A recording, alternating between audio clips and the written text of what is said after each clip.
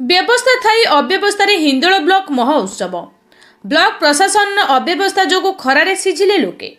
ढेंकानाल जिला हिंदोल ब्लॉक अंतर्गत खजुरियाकटा दशहरा पड़िया ठारे हिंदोल ब्लॉक महोत्सव 2026 हिंदोल विधायिका सीमाराणी नायकों द्वारा उद्घाटन हो जाइछि। एही कार्यक्रम प्रारंभरू एक मशाल यात्रा बालिमी थाना परिसर रे थिबा शिव मंदिर ठारू बाहरी दशहरा पड़िया निकट रे थिबा महोत्सव मंच निकट को शोभा यात्रा रे अणा जाइथिला।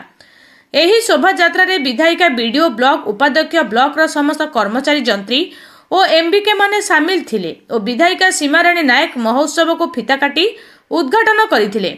और एही कार्यक्रम रे मुख्य अतिथि भावे विधायिका सीमाराणी नायक मुख्य वक्ता भावे उपजिलापाल प्रभास कुमार बेहुरा, सम्मानित अतिथि भावे तहसीलदार दिलीप कुमार शेट्टी, ब्लॉक उपाध्यक्ष वरुण सर, सांसद प्रतिनिधि सुशांत कुमार पति और बीडीओ कल्याण सौरभ दास सभापतित्व करथिले।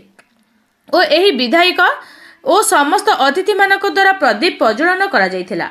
हेले हे कार्यक्रम दिन 1 घटिका समय दे अपराह्न 3 घटिका समय पर्यंत डहडह खरारी लोकमानक बसाइथिबा दृश्य देखिबा को मिलिथिला। और पीबा पाई पानीर कौनसी व्यवस्था नथिला, जहा फल लोक माने पानी पाई बहुत असुविधा भोगिथिले। और गणमाध्यम प्रतिनिधि माने पानी पीया पाई कहिबारु तांकु देबा बेले लोकमानकु दिया जायथिला।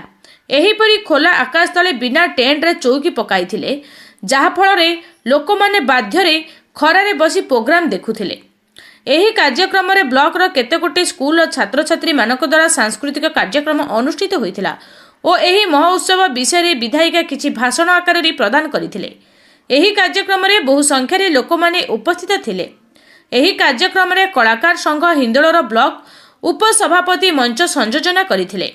और ब्लॉक अतिरिक्त गोष्ठी उन्नयन अधिकारी ज्योतिरंजन प्रधान धन्यवाद दे संभाषण करथिले। ढेंकानाल जिला प्रतिनिधि संतोष कुमार महापात्र रिपोर्ट, निर्भीक न्यूज।